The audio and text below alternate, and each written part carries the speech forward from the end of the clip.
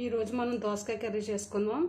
3 ఉల్లిపాయలు, 4 పచ్చిమిరపకాయలు, 2 టమాటా, 1 దోసకాయ, 1/2 కిలో. దోసకాయ చెక్కు తీసి గింజలు తీసేసుకుందాం. ఉల్లిపాయలు తొక్కలు తీసుకుందాం. అన్నీ రెడీగా పెట్టుకుని ఇప్పుడు ముక్కలు కట్ చేసుకుందాం.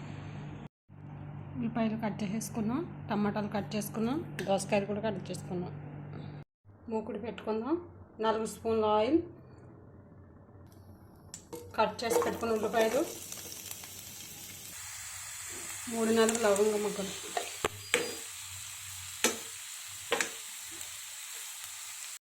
కొంచెం పసుపు, కట్ చేసి పెట్టుకున్న దోసకాయ ముక్కలు కూడా మనం వేసుకుందాం.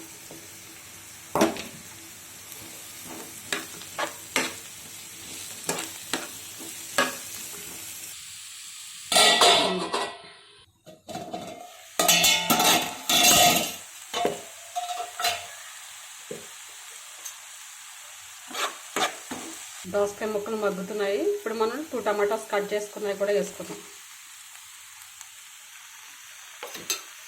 టమాటా ముక్కలు కూడా మగ్గాయి. ఇప్పుడు మనం 1 స్పూన్ సాల్ట్,